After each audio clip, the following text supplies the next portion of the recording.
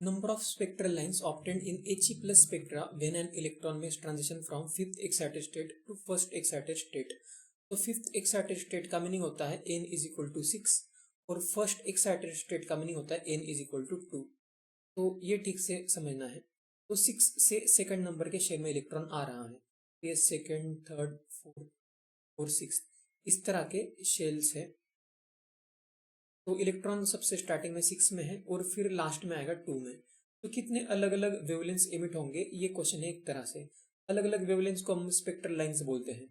तो कितने अलग अलग वेवलेंस प्रोड्यूस होंगे। तो ऐसे भी हो सकता है कि 6 से डायरेक्टली 2 या फिर 6 से 5 फिर 5 से 2 फिर 6 से 5 फिर 5 से 4। अलग अलग गैप अगर है एनर्जी का तो अलग अलग वेवलेंथ प्रोड्यूस होगा। तो ऐसे एनर्जी के डिफरेंट गैप्स कितने हो सकते हैं।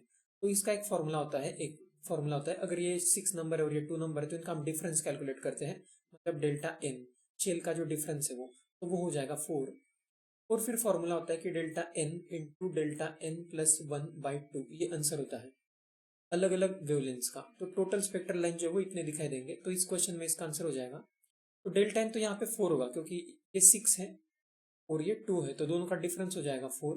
और हम यहाँ पे डेल्टा एन का वैल्यू जब पुट करेंगे तो 4 इंटू 4 प्लस 1 5/2, तो इसका फाइनल आंसर हो जाएगा 10।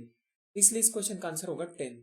इसको एक और अलग तरीके से भी समझ सकते हैं कि ये जो लाइन्स दिख रहे हैं हमें 1 2 3 4 5 शेल्स दिख रहे हैं, ये 2 से लेकर 6 मतलब 5 डिफरेंट शेल्स है।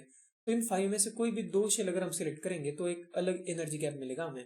तो 5C2 इतने अलग अलग एनर्जी गैप्स होंगे और 5C2 ही अलग अलग वेवलेंस प्रोड्यूस होंगे उसके अकॉर्डिंग। तो 5C2 का वैल्यू कैलकुलेट करेंगे तो 5 इंटू 4/2, ये आंसर आ जाएगा 10।